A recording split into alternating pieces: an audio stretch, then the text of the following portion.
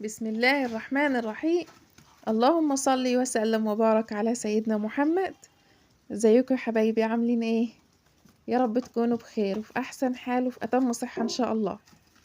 ان شاء الله النهاردة حابة اشارك معاكم فيديو جديد بروتين جديد من روتيناتنا الجميلة، روتينات الفلاحين.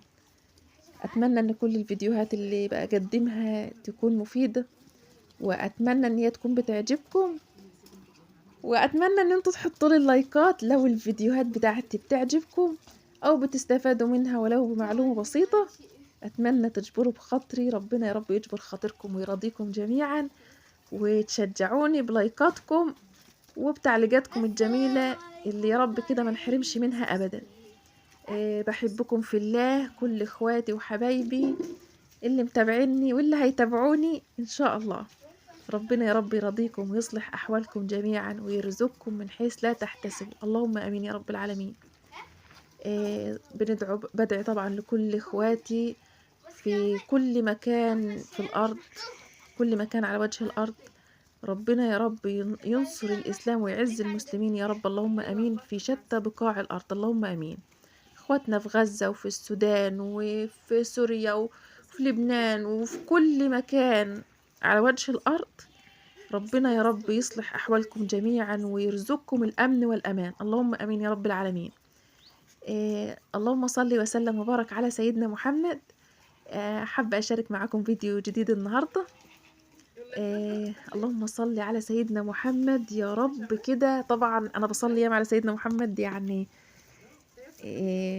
مش اللي هو حاجة، أنا بحب أصلي على سيدنا محمد لأن طبعا عايزة أقول لكم سبب سعدي وهنايا وكل شيء في دنيتي هو ذكر ربنا والصلاة على سيدنا محمد. اللهم صل وسلم وبارك عليه في كل وقت وفي كل حين. لا إله إلا أنت سبحانك إني كنت من الظالمين. حبايبي، كان في تعليق جالي، أنا طبعا بشارك معاكم الروتين انتوا عارفينه.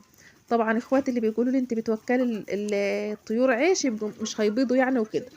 العيش ده يعني بصوا اللي هي زي وجبة تفاريح كده للطيور بتاعتي، انما الاساسي انا بعمل لهم خلطة كده اللي هي عبارة عن رجيعة بقى، اللي هي رجيعة اللي بتطلع من الرز الشعير، وكمان عليها رز بقى من بتاع المطبخ، من بواقي الاكل، عيش، اللهم صل على سيدنا محمد، مكرونة، ايا كان، خضار، اي حاجة من بواقي المطبخ بتاعتي. طبعا احنا فلاحين وبنخبزه وعندنا والرز بنزرعوه، الكلام ده كله، فالحاجات دي كلها متوفرة في المطابخ بتاعتنا، فبتوكل الطيور وزيادة كمان. يعني انا مش الاساسي اللي هو وجبة العيش دي، وجبة العيش دي يمكن ما بتنحطش غير مرة في اليوم بس، انما باقي اليوم بيكون اكل اساسي اللي هو اللي انا ببسسه لهم كده واحطه لهم. فالعيش بالنسبة اللي الوجبة اللي انا بوكلها دي مش كبيرة عليهم ان هي تربي لهم دهون مثلا او كده ان هم ما يبيضوش. ده كان بالنسبة للتعليق يعني اللي كان جاني وكده. فهو اللي ما تخافوش يا حبايبي من وجبة العيش دي، وجبة بسيطة جدا مش هتأثر ولا بتعمل دهون للطيور بتاعتي ولا اي حاجة. كمان اختي وحبيبتي، ربنا يا رب يديمكم كده نعمة في حياتي، انتوا كلكم اخواتي وحبايبي، وربنا اللي يعلم معزتكم في قلبي. بصوا اختي وحبيبتي اللي كانت بتقول لي الطيور بتاعتك يا ام امير، طالما ان الفراخ مش بتبيض بيعي نصهم وهاتي طيور صغننه وعلف يعني وربي كده، يعني ابدا اعمل سلاله جديده يعني.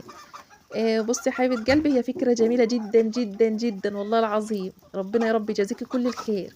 على فكره انا باخد منكم افكار حلوه قوي يا جماعه، وافكاركم ديت حاطه، يعني انا حاطه خطه في دماغي كده، والمشاريع ان شاء الله مش مشروع واحد، ده مشاريع في دماغي ان شاء الله، ربنا يقويني ويقدرني وهعملها ان شاء الله. بس طبعا واحده واحده، لان اي مشروع في الدنيا لازمه امكانيات في الاول، او لازمه راس مال، وحتى ولو كان راس المال بسيط جدا. ممكن يكون بسيط بالنسبه لكم، لكن بالنسبه لي انا عشان ظروفي وكده فممكن يعني يكون يعني من الصعب شويه ان انا ابدا مشروع، لكن مفيش حاجه تصعب على ربنا. وان شاء الله انا بوعدكم، ده وعد طبعا، في الفتره اللي جايه، بس طبعا أنا عارفة إن أنتم صبرتوا عليّا ياما وهتصبروا عليّا عشان أنتم بتحبوني كمان. الفترة الجاية إن شاء الله في دماغي يعني مشاريع وأفكار حلوة هابدأها معاكم بالراحة كده وبرضه بإمكانيات بسيطة، وتكون إن شاء الله استفادة لأي واحدة زيي كده في بيتها حابة تعمل أي مشروع من بيتها. هيكون في يعني إن شاء الله هافاجئكم بحاجات حلوة في الفيديوهات، بس كل شيء بأوان. ففكرة إن أنا أبيع نُص الفراخ دي فكرة جميلة، ولكن أنا الطيور اللي عندي لأ، أنا مش هابيع منهم ولا حاجة برضه، أنا هاسيبهم لإن هُم بيبيضوا بس بنسبة بسيطة، يعني مش كُلّك بيبيضوا. فهُم مكفّيين بيتي. الأول بقى أنا كنت يعني في فصل الصيف أنا كان بيفيض منّي بيض كمان وأبيع، يعني كنت البيض ده كان بيكفّيني أكل وكمان بأبيع منّه جنب منّي كده. إنّما في الفترة بتاعة اللي إحنا فيها دلوقتي دي حاليًا أنا مش بابيع منّه لإني بس مكفّيني، يعني أنا مش باشتري ولا بيضة، البيض الحمد لله مكفّيني، يعني باعمل باسلُق بيض لعيالي وبيكفّينا وبزيادة كمان، اللهم لك الحمد ولك الفضل يا رب كده ويجعل الخير عندي وعندكم وعند المسلمين جميعًا يا رب، اللهم آمين. فأنا إن شاء الله هاجيب كتاكيت صغنّنة وهاربّي برضه، ولكن الكبار اللي عندي مش هافرّط فيهم برضه لإن هُم بيبيضوا، بس دلوقتي على الكل إن إحنا في فترة برد، يعني الفراخ في فترة السَجَعة دي بيكونوا معروفين إن هُم مش بيبيضوا جَو، ولكن أول ما بيعدّي فترة السَجَعة بيبدأوا تاني يبيضوا، كل الفراخ بلا استثناء بتبيض، يعني مش نُصّهم بقى ولا ربعهم ولا الكلام ده كلّه، كل الفراخ بترجع تبيض تاني لإن هُم سِنّهم مش كبير، هُم صغيّرين مش كبار. وكمان مش مربيين دهون ولا حاجة إن هُم يقطعوا بيض، فهُم إن شاء الله بس مريّحين الفترة بتاعة السَجَعة، ولكن بعد كده هيرجعوا إن شاء الله تاني إن شاء الله يا رب بعون الله هيرجعوا يبيضوا. ولكن برضه إن شاء الله أنا هاجيب كتاكيت صغننة، بس شوية بس برضه إن الجو يدفّي معايا كده وأجهّز المكان بتاعهم، وهاجيب كتاكيت وأربّيها بحيث إن أنا أعمل سلالات جديدة إن شاء الله للبيض. اللهم صل وسلم وبارك على سيدنا محمد. طبعًا هنا كان أبو أمير قاعد كده كان قاعد معايا في المطبخ. عندنا شوية سوداني كده بنقشّروهم، يعني باحُط عليه شوية مَيّة بملح كده صغنّنين وباعمله في الفرن، بيكون طعمه جميل جدًا وبيكون اللي هو يعني من غير القشرة بتاعته بقى، يعني أنا باحمّره ونبدأوا ناكلوه كده يعني بيكون أسهل وفي نفس الوقت بقى ما يوسّخش معايا الشَّقّة، بيكون القشرة أنا اتخلّصت منه يعني بانضّفه مرّة واحدة كده ويبدأ بقى أحُطّه كده في علبة أو حاجة أو كيس وناخده منه جاهز يعني بيكون جاهز. فهو كان قاعد كده هو والله طول ما هو في البيت بيساعد سواء برّه أو جوّه بيساعدني. ربنا يا رب يدّيه الصحة وطولة العمر يا رب ويبارك في أعماركم جميعًا. أنا حابة بقى كمان أهنّي وأبارك لأختي وحبيبتي نجوى دي بنت عمي يا جماعة، بنت عمي شقيقتي، ربنا يا رب يقومها بالسلامة ويجبر خاطرها ويرضيها، ربنا رضاها بيزن مولود جديد، ربنا يا رب يبارك لها فيه ويبارك لها في أولادها ويحميهم لها يا رب اللهم آمين، يحميهم لها ويهديهم لها ويقويها عليهم، وألف ألف ألف مبروك يا نوجة من كل قلب والله العظيم يا حبيبة قلبي، ربنا يقومِك يا رب بألف سلامة مجبورة الخاطر بالنونة الصغننة. البت نور بنتِك برضه والله يا بنتي يا نور أنا باموت فيكِ وباحبِك وربنا اللي يعلم، حتى ياسمين يعني بتسألني عليكِ ياما، لإن أنتِ بنت زي العسل كده ودمِك شربات، يا حبيبة خالتِك أمل. عشان هي يا جماعة يعني هي بتحب إن أنا أقول اسمها أو كده في الفيديو. فأنا يعني حبيت أركّز جو على نور. يا نور أنتِ سامعاني؟ سمّعي الفيديو لماما، وما تنسيش يا نور تحطّي لي اللايك، وخلّي بالِك من ياسين، وخلّي بالِك من ماما، وخلّي بالِك من أخوكِ الكبير.